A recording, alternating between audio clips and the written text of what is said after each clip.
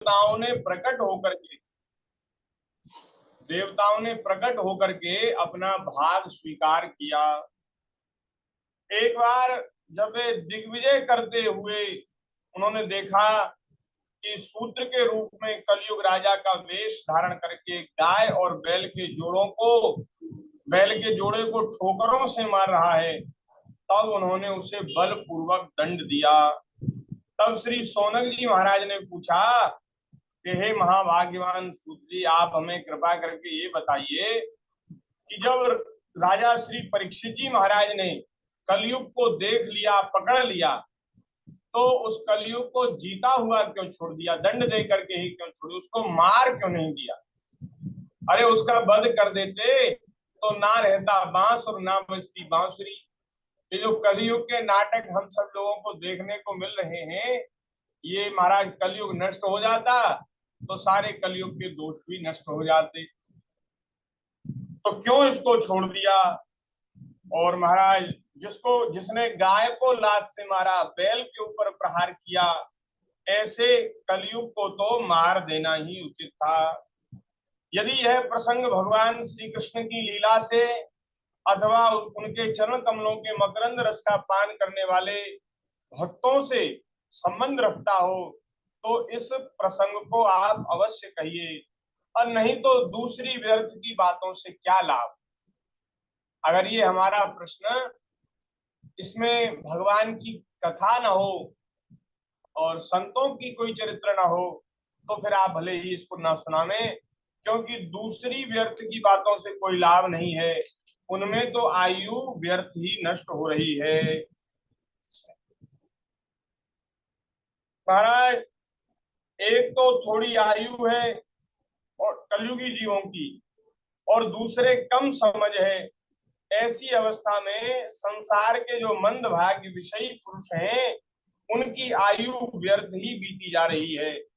नींद में रात्रि बीत जाती है और संसार के काम धंधों में उलझ करके दिन बीत जाता है। व्यर्थ की बातों में दिन बीत रहा है। इसलिए अगर भगवान की चर्चा इस प्रसंग में न हो तो आप भले ही ना सुनावें, और यदि आपको अच्छा लगे ये प्रसंग तो आप जरूर कृपा करके सुनावें। सूत जी ने कहा कि हे शौनकादि ऋषियों, जिस समय श्री राजा परीक्षित जी महाराज कुरुजांगल देश में सम्राट के रूप में निवास कर रहे थे, तब उस समय उन्होंने सुना कि मेरी सेना द्वारा सुरक्षित साम्राज्य में कलयुग का प्रवेश हो गया है। कलयुग महाराज घूमता फिरता हुआ श्री परीक्षित जी महाराज के राज्य में, साम्राज्य में कलयुग आ गया। तो इनको मालूम हुआ तो इनको दुख हुआ, लेकिन यह सोचकर कि युद्ध करने का अवसर हाथ लगा है, इस कलयुग से ही दो दो हाथ करेंगे, तो आपके मन में हर्ष हुआ और इन्होंने महाराज हाथ में धनुष ले लिया, धनुष और बाण ले लिए, और एक बढ़िया श्याम वर्ण के घोड़ों से जुते हुए रथ पर सवार होकर दिग्विजय करने के लिए नगर से बाहर निकल पड़े। उस समय उनके साथ उनकी सेना भी चल रही थी। उन्होंने महाराज भद्राश्व, केतुमाल, भारत, उत्तर पूर्व और किम पुरुष आदि सभी वर्षों को जीतकर वहां के राजाओं से भेंट ली, और वहां जहां भी वे जाते वहां के लोग उन्हें, उनके जो पूर्वज हैं पांडव हैं, और उन पांडवों से भी पहले जो उनके वंश में कुल में जो भगवान के भक्त राजा हुए हैं, उन राजाओं का सुयश सुनने को मिला। उस यशोगान से पद पद पर भगवान श्री कृष्ण की महिमा प्रकट होती थी। इसके साथ ही उन्हें यह भी सुनने को मिलता कि भगवान श्री कृष्ण ने अश्वत्थामा के ब्रह्मास्त्र की ज्वाला से किस प्रकार उनकी गर्भ में रक्षा की थी, ये भी उनको सुनने को मिलता था। यदुवंशी और पांडवों में परस्पर कितना प्रेम था, तथा पांडवों की भगवान श्री कृष्ण में कितनी भक्ति थी, ये सब चरित्र उनको सुनने को मिलता था। जो लोग उन्हें ये चरित्र सुनाते उन पर महामना राजा परीक्षित बड़े प्रसन्न होते, उनके नेत्र प्रेम से खिल उठते। वे बड़ी उदारता से उन्हें बड़े कीमती वस्त्र और आभूषण उनको प्रदान करते थे प्रसन्न होकर के। वे सुनते कि भगवान श्री कृष्ण ने प्रेम परवश होकर पांडवों के सारथी का काम किया। ऐसे भगवान पांडवों की भक्ति के वश हो गए कि महाराज इनके सारथी बन गए, उनके सभासद बन गए, यहाँ तक कि उनके मन के अनुसार काम करके उनकी सेवा भी की। उनके सखा तो थे ही, उनके दूत भी बन गए। वे रात को शस्त्र ग्रहण करके वीरासन से बैठ जाते और शिविर का पहरा देते। भगवान महाराज रात्रि में पांडवों के शिविर का पहरा देते, क्योंकि जानते थे कि इनकी शत्रु बहुत हैं, कब कौन आक्रमण कर दे कोई पता नहीं। तो युद्ध के बाद, महाभारत के युद्ध के बाद रात्रि में शिविर में महाराज भगवान पहरा देते। उनके पीछे पीछे चलते, पांडवों के पीछे पीछे चलते, स्तुति करते, प्रणाम करते। इतना ही नहीं, अपने प्रेमी पांडवों के चरणों में उन्होंने सारे जगत को झुका दिया। ऐसी कृपा पांडवों के ऊपर की।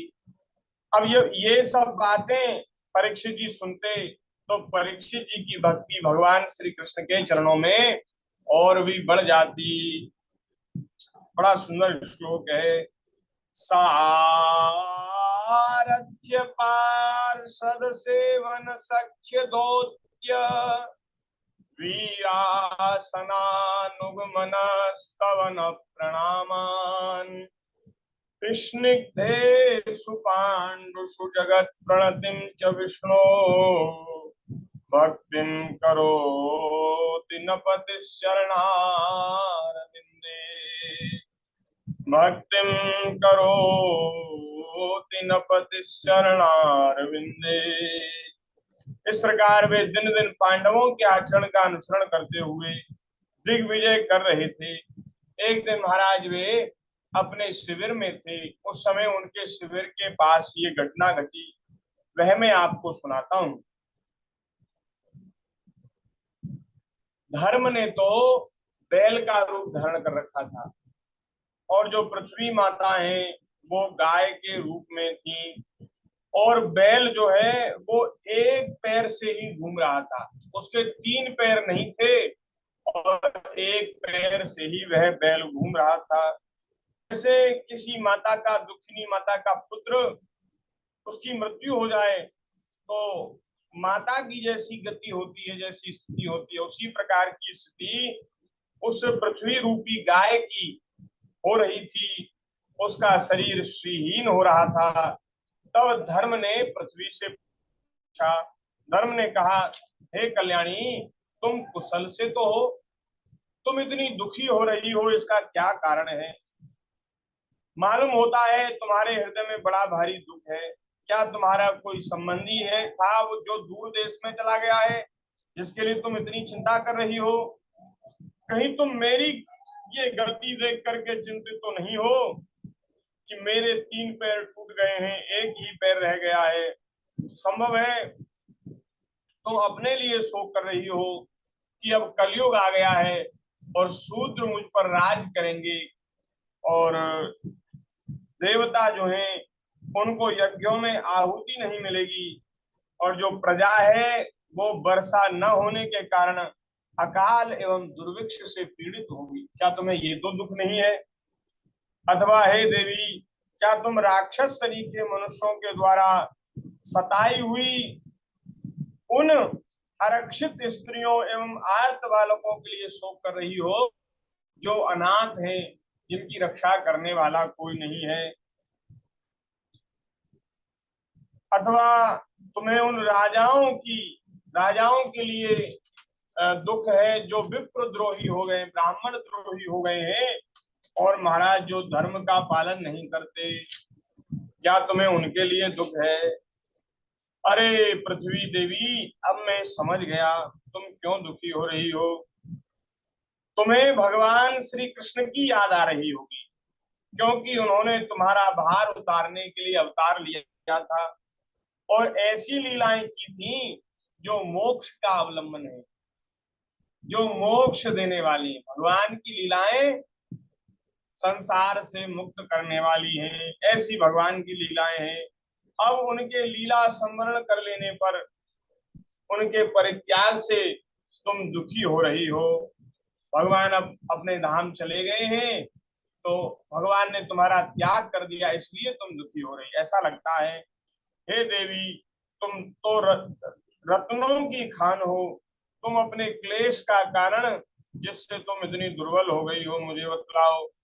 मालूम होता है बड़े बड़े बलवानों को भी हरा देने वाले काल ने देवताओं के द्वारा वंदनीय तुम्हारे सौभाग्य को छीन लिया है। देवता भी वंदना करते हैं पृथ्वी की, और इस पृथ्वी लोक पर रहने वाले मनुष्यों की वंदना करते हैं, क्योंकि ये जो पृथ्वी है समय समय पर भगवान के अवतारों से अलंकृत होती है, सुशोभित होती है। और भगवान के स्वरूपभूत जो संत हैं, भक्त हैं, वे तो महाराज समय समय पर अवतार लेकर के, जन्म लेकर के और पृथ्वी की महिमा को, शोभा को बढ़ा देते हैं। देवता भी वंदना करते हैं।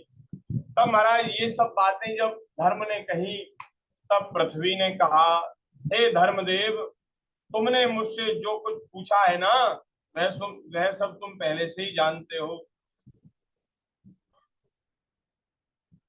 देखो, समस्त गुणों के आश्रय सौंदर्य धाम भगवान श्री कृष्ण इस समय इस लोक से, पृथ्वी लोक से अपनी लीला का संवरण करके, और महाराज वे भगवान अपने धाम में चले गए हैं, और ठाकुर जी तो चले गए अपने धाम में, और यहाँ महाराज कलयुग आ गया है, कलयुग का समय आ गया है। यही देख करके मुझे शोक हो रहा है। और तुम जो धर्म हो ना, तुम सदैव भगवान के चरणों के आश्रय में रहते हो, अथवा जो तुम्हारा आश्रय लेता है, जो धर्म का आश्रय लेता है, वो भगवान के चरणों में पहुंच जाता है। लेकिन तुम्हारी स्थिति ऐसी हो गई है कि जो तुम्हारे जो गुण थे, धर्म के जो गुण हैं, धर्म के जो लक्षण हैं, वे सब अब नष्ट होते जा रहे हैं। धर्म के लक्षण क्या हैं? बोले, एक तो तुम्हारे 4 चरण हैं, सत्य, शौच, दया, सत्य, शौच, दया और क्षमा। ये तुम्हारे 4 चरण हैं। और महाराज उन 4 चरणों के अनेक गुण हैं। त्याग, संतोष, सरलता, श्रम, दम, तप, समता, तितिक्षा, उपरति, शास्त्र विचार, ज्ञान, वैराग्य, ऐश्वर्य, वीरता, तेज, बल, स्मृति, स्वतंत्रता, कौशल, कांति, धैर्य, कोमलता, निर्भीकता, विनय, शील, साहस, उत्साह, बल, सौभाग्य, गंभीरता, स्थिरता, आस्तिकता, कीर्ति, गौरव और निरहंकारता, माने अहंकार का अभाव, निरहंकारता। ये 39 अप्राकृत गुण तुम में होते हैं, और तुम सदैव भगवान का आश्रय लिए रहते हो। अपने लिए देवताओं में श्रेष्ठ तुम्हारे लिए देवता, पितर, ऋषि, साधु और समस्त वर्णों तथा आश्रमों के मनुष्यों के लिए मैं शोकग्रस्त हो रही हूँ। मेरी चिंता का, मेरे दुख का कारण निजी नहीं है, मैं सभी मनुष्यों के लिए दुखी हूँ, देवताओं के लिए, साधुओं के लिए दुखी हूँ, जिनका कृपा कटाक्ष प्राप्त करने के लिए ब्रह्मा आदि देवता भगवान के शरण में हो जाते हैं और बहुत दिनों तक तपस्या करते रहते हैं। वही लक्ष्मी जी अपने निवास स्थान कमल वन का परित्याग करके बड़े प्रेम से जिनके चरण कमलों की छत्र छाया का सेवन करती हैं, उन्हीं भगवान के कमल, वज्र, अंकुश, ध्वजा आदि चिन्हों से युक्त श्री चरणों में विभूषित, श्री चरणों से विभूषित होने के कारण मुझे महान वैभव प्राप्त हुआ था, और मेरी तीनों लोकों से बढ़कर शोभा हो गई थी। भगवान के चरणों का आश्रय पाकर के मुझे अद्भुत सौभाग्य प्राप्त हुआ, मेरी महिमा तीनों लोकों में बढ़ गई थी। लेकिन महाराज वे भगवान के चरण कमल, अब भगवान मुझे छोड़ करके चले गए। भगवान के चरणों का जो सानिध्य था वह अब मुझे प्राप्त नहीं है। मालूम होता है मुझे अपने सौभाग्य पर गर्व हो गया। पृथ्वी देवी कह रही है कि मुझे कुछ घमंड हो गया था कि मैं तो बड़ी सौभाग्यशालिनी हूँ, मैं तो बड़ी, मेरी तो बड़ी महिमा है। तो मेरे इस गर्व के कारण ही भगवान ने मुझे दंड दिया, मेरा त्याग कर दिया। क्योंकि भगवान सब कुछ सहन कर लेते हैं, लेकिन अपने आश्रित का अहंकार सहन नहीं करते, गर्व सहन नहीं करते। इसलिए मुझे भगवान छोड़ करके चले गए। ब्रह्मादयो बहुतिथम यद पांग मोक्ष कामास्तपः समचरन् भगवत प्रपन्ना शास्त्री स्ववास समरविंदवनम विहाय यत्पाद सौभगमलम भजते मुरक्ता। तो महाराज पृथ्वी देवी कह रही हैं कि हे धर्मदेव, तुम्हारे भी 3 चरण कम हो गए हैं और तुम भी बड़े दुखी हो। अपने पुरुषार्थ से तुम्हें अपने ही अंदर पुनः सब अंगों से पूर्ण और स्वस्थ कर देने के लिए वे अत्यंत रमणीय श्याम सुंदर विग्रह से यदुवंश में प्रकट हुए और मेरे बड़े भारी भार को, जो असुरवंशी राजाओं राजाओं के राजाओं की सैकड़ों अक्षौहिणियों के रूप में था, बड़े बड़े राजा महाराजा, उनकी बड़ी बड़ी सेना, वे सब असुर ही थे। असुर नाना प्रकार के राजाओं के रूप में प्रकट हो गए थे। तो वो सब भार मेरे ऊपर था, उसको भगवान ने नष्ट कर डाला। जिन्होंने अपनी प्रेम भरी चितवन, मनोहर मुस्कान और मीठी मीठी बातों से सत्यभामा आदि माननियों के मान के साथ धीरज को भी छीन लिया, और जिनके चरण कमलों के स्पर्श से मैं निरंतर आनंदित रहती थी, उन पुरुषोत्तम भगवान के विरह को भला कौन सह सकती? ऐसी कौन स्त्री है जो भगवान के विरह को सहन कर ले? तो धर्म और पृथ्वी इस प्रकार बातचीत कर ही रहे थे कि उसी समय राजर्षि परीक्षित उस तट पर आ पहुंचे जहां ये दोनों बातचीत कर रहे थे। जैसे ही महाराज परीक्षित जी वहां पहुंचे हैं तो सूत जी कहते हैं, सौनक जी, वहां महाराज राजा परीक्षित क्या देखते हैं कि एक राजवेशधारी शूद्र राजा का वेश धारण किया हुआ है, और है वो शूद्र काला काला सा, और उसने हाथ में डंडा ले रखा है और गाय बैल के जोड़े को वो मार रहा है। अपने हाथ में डंडा लेकर के डंडे से प्रहार करता है, कभी लात भी मारता है, पैर भी मारता है, और वो महाराज उनको पीटता जा रहा है। और उस समय जो वो धर्मदेव हैं, बैल हैं, वे बड़े दुखी हो रहे हैं। एक तो उनके एक ही पैर है, 3 पैर नहीं है, और महाराज वो डंडे से भयभीत होकर के मलमूत्र का त्याग कर रहे हैं। धर्मोपयोगी दूध घी आदि हविष्य पदार्थों को देने वाली गाय भी अत्यंत दीन हो रही है। एक तो वह दुबली पतली हो रही है, उसका बछड़ा भी उसके पास नहीं है, उसको भूख लगी है, उसके आंखों में आंसू बहते जा रहे हैं। जैसे ही परीक्षित जी महाराज ने देखा कि मेरे राज्य में ये दुष्ट बैल के ऊपर, गाय के ऊपर प्रहार करता है, अब मैं इसको जीवित नहीं छोड़ूंगा। तो श्री परीक्षित जी महाराज ने कहा, अरे दुष्ट, तू कौन है जो मेरे राज्य के दुर्बल प्राणियों को मार रहा है? तूने भेष तो बना रखा है राजा का सा, और काम करता है तू म्लेच्छ के जैसे, शूद्र के जैसे। हमारे हमारे दादा परदादा और भगवान श्री कृष्ण तो परमधाम पधार गए हैं, लेकिन तू ऐसी स्थिति में क्या तू पृथ्वी को अब तू असहाय जानता है? क्या तू ये समझता है कि पृथ्वी की अब रक्षा करने वाला कोई नहीं है? जब तक मैं पृथ्वी पर हूं तब तक इस गाय बैल पर मैं अपराध नहीं होने दूंगा, इनके ऊपर मैं अत्याचार नहीं होने दूंगा। क्योंकि गाय और बैल को हमारे सनातन संस्कृति में हमारे धर्म में बड़ी आदर की दृष्टि से देखा जाता है। गाय में सभी देवता सारे तीर्थ निवास करते हैं। गौ माता के दूध दही घी से ही देवताओं को हव्य तथा पितरों को कव्य की प्राप्ति होती है। गाय नहीं हो तो महाराज देवताओं का पूजा पाठ अनुष्ठान यज्ञ आदि कार्य कैसे संपन्न होंगे।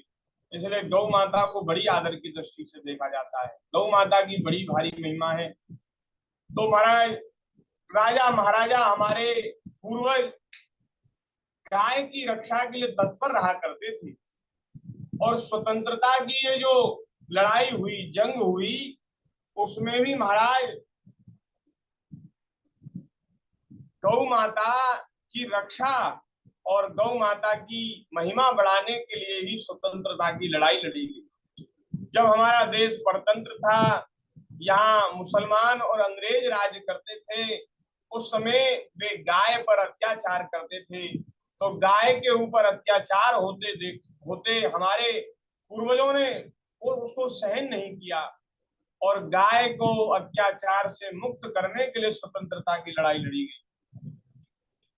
एक महाराज जब स्वतंत्रता संग्राम जब हुए तो स्वतंत्रता संग्राम में एक मुख्य कारण ये था कि जब अंग्रेज हमारे ऊपर राज करते थे तो उन्होंने ऐसा महाराज कास्तूर बनाया था, ऐसी गोली बनाई थी जिस पर गाय का चमड़ा चढ़ा था। तो हमारे जो भारतीय सैनिक अंग्रेजों की सेना में काम करते थे, उन्होंने कहा कि हम गाय की चर्बी को मुख में नहीं देंगे। गाय की चर्बी से, खाल से ये इस पर चढ़ा हुआ है और हम कारतूस को, हाँ, उसको छीलना पड़ता था, उसको छीलना पड़ता था और तब वो महाराज बंदूक पे लगाई जाती थी, तब उसको चलाया जाता है। तो बोले हम इसको मुख में नहीं देंगे। और उन अंग्रेज कहते थे कि भाई हमारा तो ये भोजन ही है और तुम लोग क्यों ऐसा वो करते हो। बोले हम तुम्हारी तरह मांस खाने वाले नहीं है, हम तो सभी प्राणियों में भगवान का दर्शन करते हैं और गाय तो हमारी पूज्य है, देवता है, तो हम लोग इसको मुख में नहीं देंगे। और उसको महाराज जबरदस्ती इन्होंने भारतीय सैनिकों पर वो करवाया। उसमें महाराज मंगल पांडे जी वो ब्राह्मण देवता थे और उन्होंने महाराज वहां विरोध कर दिया। उन्होंने गोली चला करके वहां कई अंग्रेजों को मार दिया। तो इस प्रकार से फिर जब उनको दंड दिया गया और उनको फांसी दी गई, तो ये जो हमारे भारतीय वीरों में, सैनिकों में, योद्धाओं में जो एक बुझी हुई अग्नि थी, उसको अग्नि को चिंगारी मिल गई और वे सब लोग स्वतंत्रता के लिए आगे आए और उन्होंने विरोध प्रदर्शन किए। और मूल में ये महाराज अंग्रेज क्या करते थे, हम लोगों को दुखी करने के लिए, हम लोगों को सताने के लिए सरेआम गाय की हत्या कर देते, बैल की हत्या कर देते। तो ये भी हमारे जो वीर योद्धा थे, जो पूर्वज थे, उनसे सहन नहीं हुआ और उन्होंने क्रांति करी, स्वतंत्रता के लिए क्रांति करी, लड़ाई लड़ी। तो हमारे इतिहास में पहले से ही गाय बैल की रक्षा के लिए हमारे महापुरुषों ने बड़े बड़े यत्न किए, बड़े बड़े प्रयास किए। आज भी हमारे देश भारतवर्ष में गौ माता सुरक्षित नहीं है, ऐसा महाराज सुनने में आता है। जो कसाई हैं वे चोरी छिपे गौ माता को कसाई घर ले जाते हैं और वहां नृशंस, बड़ी निर्दयता पूर्वक गाय की हत्या कर दी जाती है, बैल की हत्या कर दी जाती है। अब अपने क्षेत्र में, अपने राज्य में तो भगवान की दया से यहाँ इतना नहीं है, लेकिन जो और मुस्लिम बहुल राज्य हैं हमारे देश के, वहां महाराज जैसे पश्चिम बंगाल है और ये केरल है, तमिलनाडु है, ये सब इन सब राज्यों में वहां तो कानूनी देख रेख में ये सब होता है। वहां तो महाराज उनको सत्ता का, शासन का वो मिला, समर्थन मिला हुआ है और उनकी देख रेख में सब कार्य होते हैं। वे महाराज दुष्ट प्रकृति के लोग तो कहते हैं गाय हमारा भोजन है। ले, जिस गाय को हम लोग बड़े आदर की दृष्टि से देखते हैं, भगवान जिसको समझ करके उनको प्रणाम करते हैं, वे महाराज राक्षस प्रवृत्ति के लोग गाय को अपना भोजन बताते हैं और गाय की हत्या होती है। महाराज हमारे देश की स्वतंत्रता गौ रक्षा के मूल्यों पर ही हुई थी। सबसे पहली बात थी कि गौ की रक्षा हो, गाय सुखी हो, सुरक्षित हो, इसलिए स्वतंत्रता की लड़ाई लड़ी गई। लेकिन हमारे देश का दुर्भाग्य है कि आज देश को स्वतंत्र हुए 75 वर्ष हो गए, आजादी का अमृत महोत्सव मनाया गया, लेकिन महाराज अभी भी गौ माता हमारे देश में सुरक्षित नहीं है। गाय की रक्त की बूंदें पृथ्वी पर गिर रही हैं, ये हम लोगों के लिए बड़ी लज्जा की बात, दुर्भाग्य की बात। भगवान ऐसी कृपा करें, शासन को, सरकार को ऐसी सद्बुद्धि प्रदान करें जिससे हमारा देश, हमारी भारत की पवित्र भूमि गाय के वध से जो तमाम तरह का पाप प्रकट हो रहा है उस पाप से मुक्त हो जाए और गौ माता सुखी हो जाए, सुरक्षित हो जाए, गौ माता संवर्धित हो, घर घर में गाय हो, हर घर में गाय हो, सब गोव्रती बने, सब गोसेवक बने, दूध दही की नदियां बहें और हमारा देश फिर से विश्व गुरु बन जाए, सोने की चिड़िया बन जाए। ऐसी भगवान हम सब लोगों के ऊपर कृपा करें। आज एक वीडियो भी हमें प्राप्त हुआ जो हमने भेजा, ग्रुप में भी डाला। वो हमारे पूज्य गुरुदेव भगवान कह रहे थे कि जो लोग गाय नहीं रखते वे ही सबसे निर्धन हैं, वे सबसे दुर्बल हैं, कमजोर हैं और वे ही दरिद्र हैं जो गाय नहीं रखते। भले ही करोड़पति अरबपति हैं, लेकिन अगर गाय नहीं है तो दरिद्र हैं। ऐसा हमारे पूज्य महाराज जी कह रहे थे। तो एक तो आपका कमेंट आया डॉक्टर साहब का, और एक और जने उन्होंने कहा महाराज शहर में गाय रखना तो बड़ा कठिन है और कैसे रखा जाए। तो इसका भी उपाय है। अगर देखो जहां चाह वहां रहा, एक अंग्रेजी कहावत है, there is the will there is the way. जहां चाह है वहां राह है। अगर हमारी श्रद्धा हो और हम सच्ची श्रद्धा से और बिल्कुल कुछ करने की हमारे भीतर इच्छा हो, उत्साह हो, तो सब कुछ हो सकता है, सब कुछ हो सकता है। देखो इसमें क्या हो सकता है कि जैसे हम लोग शहर में रहते हैं, तो शहर जहाँ बहुत ज्यादा भीड़ भाड़ है वहां से थोड़ा सा दूर, जहाँ अभी जहाँ नई नई अभी कॉलोनी कट रही है, जहाँ कोई प्लॉट मिल सकता की दूरी पे एक महाराज 100 गज का 200 गज का प्लॉट लिया जाए और उसमें गौ माता सुखपूर्वक रह सके, ऐसी व्यवस्था की जा सके। और वहां एक गाय, दो गाय, चार गाय, 6 गाय, जैसी हमारी सामर्थ्य है वहां रखी जाए और एक गौ सेवक नियुक्त किया जाए। देखो ये सब काम खर्चे का है। और भैया आप करोड़पति हैं, अरबपति हैं, तो आप गौ माता के लिए कुछ करें। हाँ 10-50 हजार रुपया खर्च हो जाए महीने का तो क्या हो गया, आपके पास बहुत पैसा है, तो ऐसा किया जा सकता है। और अगर महाराज ऐसी बात है कि जैसे भूमि बड़ी महंगी है और फिर गायों की देखरेख बड़ी महंगी है, तो उसमें ऐसा काम हो सकता है कि 2-4 जने इकट्ठे हो जाएं, जो श्रद्धा रखते हो, श्रद्धालु जन 10-5 जन इकट्ठे हो और वे सब मिलकर के भूमि लें, 100-200 गज भूमि लें और वहां एक एक गाय सब लोग अपनी अपनी पालें। तो वो सब जो भी खर्चा आता हो वो बांट ले और एक एक गौ माता, देसी भारतीय देसी गौ माता, और अपनी उसका पालन करें और उसके महाराज अमृत तुल्य दूध, दही, घी उसको ठाकुर जी की सेवा में उपयोग में लें और अपने आहार के रूप में नित्य नैमिक जो हमारे कृत्य हैं, नित्य नैमित्तिक कृत्य, उनमें हम गाय का दूध, दही, घी प्रयोग करें। अच्छा हमारे पूज्य गुरुदेव भगवान तो कहते हैं ये जो थैली का दूध है और जो डिब्बे में जो घी आता है, इस दूध घी को अगर देवताओं के कार्य में और पितरों के कार्य में यदि उपयोग कर लिया जाए तो वो देव कार्य पितृ कार्य नष्ट हो जाता है, उसका कोई फल नहीं मिलता।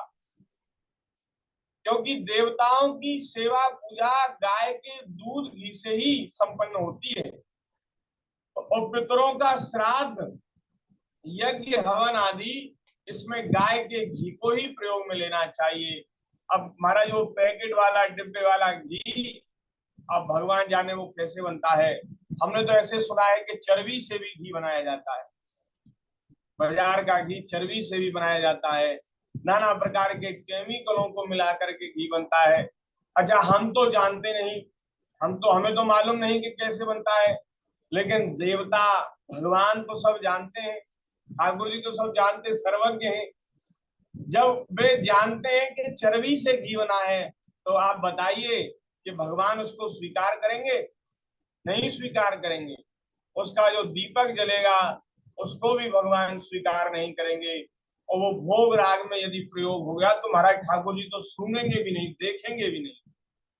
इसलिए हमारी प्रार्थना है, आप सब लोग अपने घरों में ठाकुर जी की सेवा करते ही हैं, भगवान की सेवा के लिए शुद्ध वस्तु का प्रबंध हो, इसलिए भी।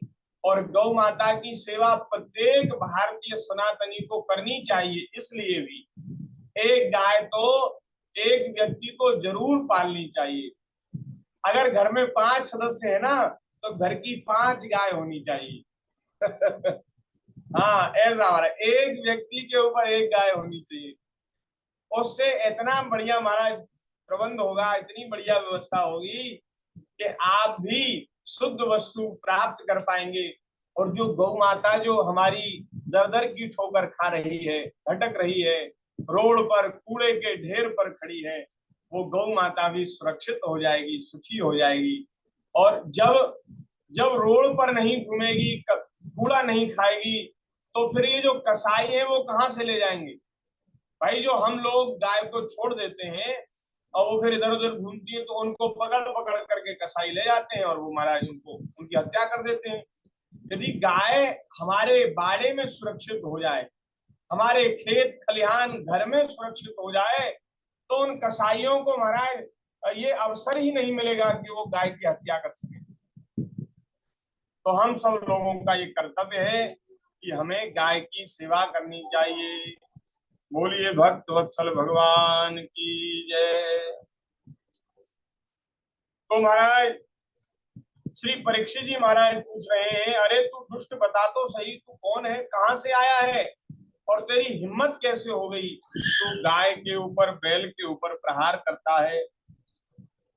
उन्होंने धर्म से पूछा, परीक्षित जी ने धर्म से पूछा, बोले महाराज आपका जो वर्ण है वो श्वेत वर्ण है, 3 पैर न होने पर भी आप एक ही पैर से चलते हैं।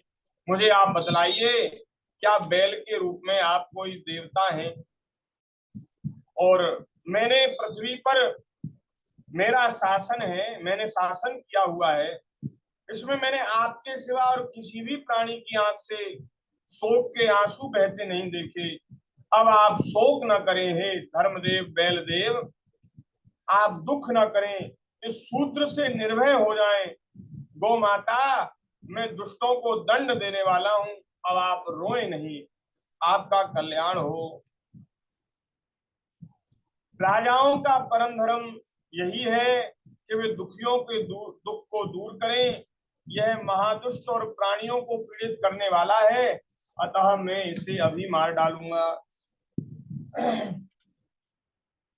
हे सुरभि नंदन, आप तो 4 पैर वाले जीव हैं, आपके तो 4 पैर होते हैं, लेकिन महाराज मैं देख रहा हूं आपके 3 पैर नहीं है। 3 पैर आपके किसने काट डाले?